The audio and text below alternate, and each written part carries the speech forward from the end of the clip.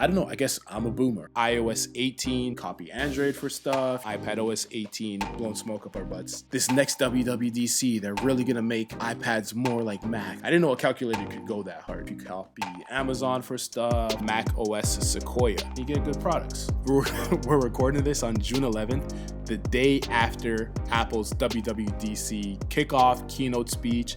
And they announced a lot of things, a lot of software updates and a lot of headline grabbing things. I'm sure probably some of you have seen these headlines already. Maybe you've heard some of them. Some of the bigger updates came to iOS 18, iPadOS 18, and Mac OS Sequoia. So iOS 18, one of the big things that they announced was you can finally put icons anywhere you want on the home screen grid. I mean, since the existence of the iPhone, it's been a very, I guess, rigid way of moving apps and placing apps on your home screen where you had to fill an entire screen. Like you couldn't, let's say if your screen was empty, you couldn't put an app at the bottom right corner or in the middle on the right side or bottom left. Like you had to fill up each spot individually, which for the longest time, Android users have been able to do that. So way to go. It's finally coming to iPhones. I think even like at the live conference, there was a round of applause when they announced this. Hopefully soon we'll be able to resize grids too, something else that Android devices have been able to do for quite some time. There's now a dark mode for icons, so you can set your phone to dark mode, light mode, and that changes like Safari,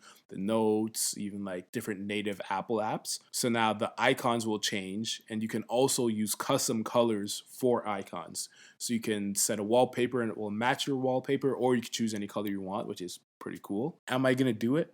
Probably not, to be honest. Maybe I'll switch it to dark mode. I might, if anything, do grayscale, but I'm probably not going to be like changing the icons to accent my home screen background. I'm sure there's people who are like every day they're going to have a different color for their icons.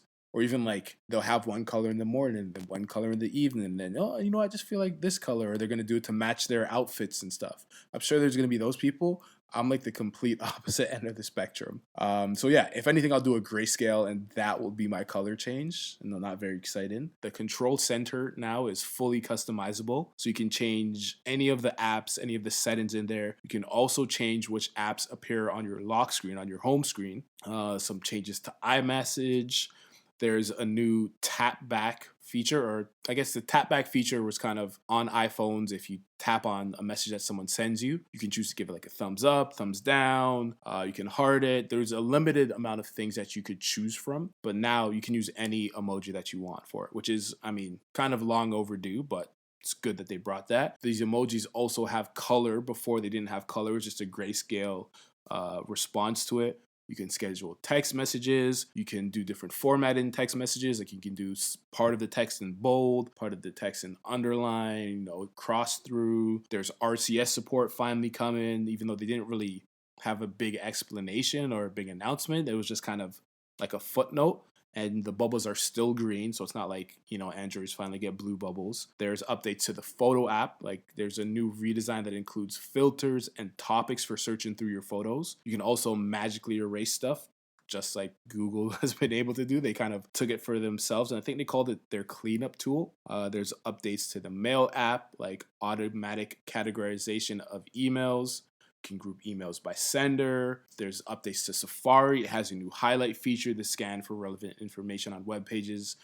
Things like relevant people, music, places that are mentioned in the article that you're searching for. There's also a new, like, somewhat controversial hidden apps feature. So let's say if you have an app that you want to hide on your phone, you can set that in a separate folder and lock that folder so it doesn't show up. There's a new game mode, which I think is supposed to boost performance a bit and boost Bluetooth latency for different peripheral devices you might have attached to it. There's a new password app. So on pretty much all Apple products like iPhone, iPad, MacBook, passwords tucked away in your settings. So now it's a standalone app. Supposed to make it easier, I guess, to import passwords from Google, maybe from Microsoft, to your Mac or Apple devices. And there's a new tap to cash with Apple Pay. So I know in the United States, Venmo's pretty popular. Now with Apple Pay, you just hold your iPhone up to someone else's iPhone and you can send them money that way. So it's making things a lot more convenient. And I guess with all of these updates and features to iOS 18, and we can get into, just the broader conference later on. What do you think of what's come to iOS 18? Do you think it's about time that you can customize your home screen? Are there any features that I guess I forgot to mention that you think are really interesting? But I guess the one question I have for you, right? As you said, someone who's been an Android user through and through, maybe a little bit of BlackBerry. You haven't used an iPhone as a daily phone, but I guess you've used it occasionally, like here and there. What new features would you need to see Apple copy from Android to say, all right, you know what? iPhones have enough of these features. Let me give it a try now. Next, we can talk about iPad OS 18. As expected, or we kind of talked about this before the event. We didn't expect much to happen. There wasn't much change expected. As always, people are talking about, this next WWDC, they're really gonna make iPads more like Macs, and it's gonna be able to replace your computer. Never believed it once. Now, the main changes are the same ones as the iPhone. So, like, you can customize the home screen the same way. You can change the app icon colors. You can put apps wherever you want. The same control center changes and customizations. The same changes to the photo app. One cool thing that they added was SharePlay with iPads now allows you to remote control someone else's iPad. So let's say if you have a family member who's having iPad troubles, instead of calling them on the phone and trying to walk them through it or trying to like FaceTime them from their iPhone, you can just take control of their iPad as long as they allow you to do it. It's like, I guess, something you have to request and then they allow you to do it. Then yeah, you can troubleshoot their whatever they're going through. Definitely a cool feature. The big change that everyone's excited about for iPads is they finally get a calculator app. And in hearing about this calculator app, in the past, Craig Frederici or being like, we haven't done a calculator for the iPad because we really want to make it something different. We want to make it like no other calculator you've seen before. So that's really why we've been holding out on making a calculator for the iPad. And everyone's like, come on, how different are you going to make the iPad calculator? Like, stop, blowing smoke up our butts. Just give us a calculator. But I would say the calculator they came out with was actually very impressive, and I was not expecting them to go so hard when it came to a calculator. I didn't know a calculator could go that hard, to be honest. They have this new feature called Math Notes, which you can use your Apple Pencil, assuming you have an Apple Pencil with your iPad, and you can write equations in the calculator, and it will solve equations for you. So if you write, I don't know, this plus this minus this times this, and you put an equal sign, after the equal sign, it will fill out the equation for you. If you have a column of numbers and you put a straight line at the bottom of it, it will say, okay, this person wants to add these all up, and it'll put a sum underneath the numbers for you, which is pretty damn cool. It also has variable solving. So if you have like x equals and you put an equation, it will solve x for you. There's also a graph feature on it. So if you put like y equals mx plus b and blah, blah, blah, it will solve, like, I guess, linear lines for you. It will graph linear lines. It will graph parabolas and quadratic equations for you. Like, it is a very robust calculator app. And I'm kind of jealous that kids nowadays have it. Thinking back when we had to learn like algebra and calculus, how much easier it would have been to have all of these features on an iPad, especially like an iPad mini where it's not this huge device. And apparently I think this was mentioned after the keynote, but apparently all these graphing features are coming to the iPhone calculator too. That would be pretty crazy to me.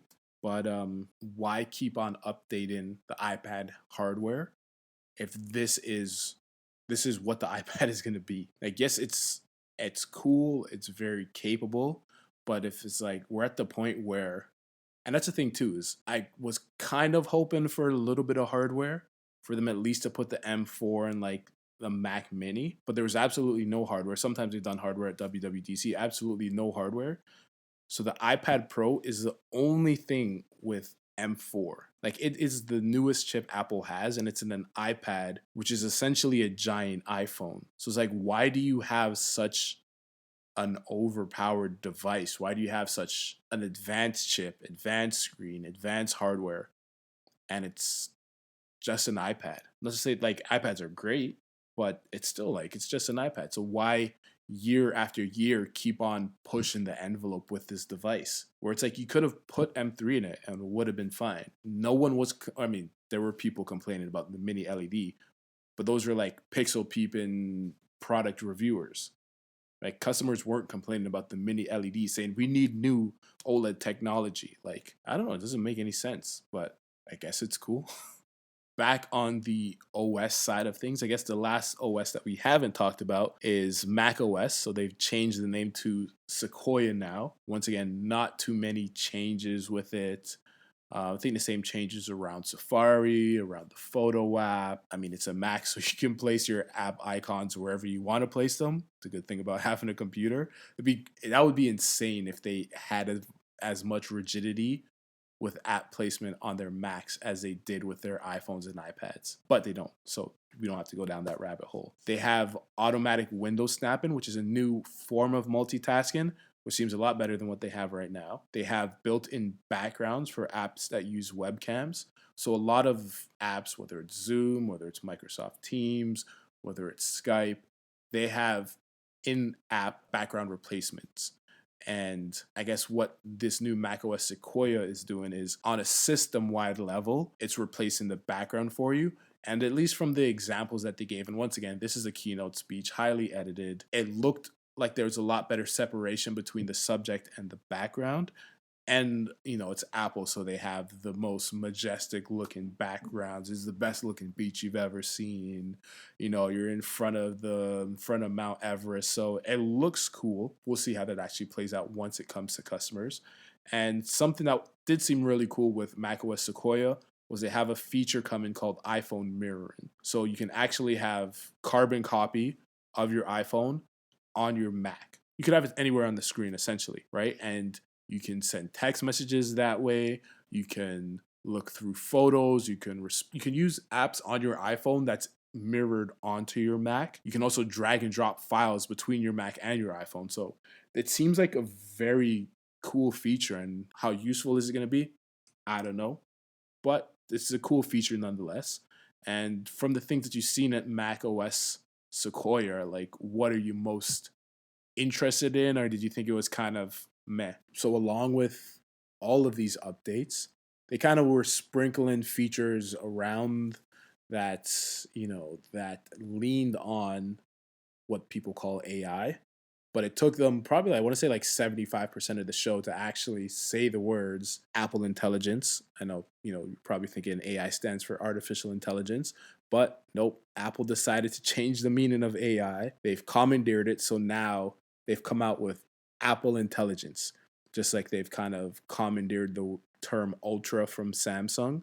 So a lot of the stuff that they showed in this keynote, there's a way you can generate your own memojis with text prompts, better text prediction in emails, erasing people from the background or erasing things from the background of your photos. Those are all using AI, what Apple calls Apple Intelligence. But a lot of these features aren't coming out right now. The beta is coming out this month for developers, and I think the public beta comes out later. So then actual iOS 18 probably won't come out until September. But even then, these features, a lot of them aren't coming out until 2025. So there's a lot of cool headline stuff, and we'll get more into that now. But it's not like you're instantly going to be able to use them as soon as you hear this or as soon as you see this. But there are cool things. They have always had neural processing units as part of their chips. So it's not like it's something that's brand new, like there's completely manufacturing new chips for this.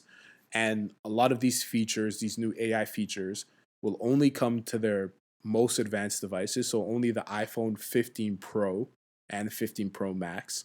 And it's only going to come to their Macs and iPads with M1 or later. So like the entry level iPad isn't going to get it. I mean, essentially all Apple Silicon Macs are going to get it. My poor old MacBook isn't going to get it, but I guess that's what I get for holding out for so long. So yeah, like I mentioned, the cleanup tool, the generated emojis. There's a brand new updated Siri with a new full screen animation, which I can say does look pretty cool, the full screen Siri animation. You can now type or you will be able to type to Siri to ask it questions instead of having to speak to it out loud. It apparently has better speech recognition software in it. And I guess one of the big headlines, which we talked about before, is a rumor that came out before, ChatGPT is now going to be integrated into Siri, integrated for free. You don't have to pay for it. And it's also an opt-in feature. So it's not like ChatGPT won't instantly be turned on to your iPhone as soon as you get this iOS 18 update. It's going to be you opt in to being allowed to use it, or you opt into your phone being allowed to use it. And then anytime you ask Siri a question and it seems like something ChatGPT would be good at, it's going to ask you, it's going to explicitly ask you, hey, would you like to use ChatGPT for this? You say yes or no. You say yes, then it sends that query, that question to ChatGPT, and then it gives you back the answer. I don't know, I guess I'm a boomer. Like, I'm not the most excited by AI. I haven't, in all of this, like this hype cycle that we're in, I haven't been that excited by AI stuff. The one thing that seems interesting to me, I mean, the Magic Eraser or whatever, the Apple Cleanup, which is the copy of Magic Eraser, yeah, that's cool and useful. The generated emojis, that could be interesting, that could be entertaining. But other than that, like, I personally am not that excited for artificial intelligence to come to Apple Intelligence, but I'm interested to hear your thoughts. I can definitely say that I have not used ChatGPT up until now, but the fact that ChatGPT will be on my iPad. It won't be on my iPhone or my Mac. It will be on my iPad. The fact that ChatGPT will be on my iPad, it definitely increases the likelihood that I will use it, even just to test it out, because it's built into it and I don't have to go out of my way to do it, which is, I'm sure, a large part of the reason why ChatGPT agreed to partner with Apple.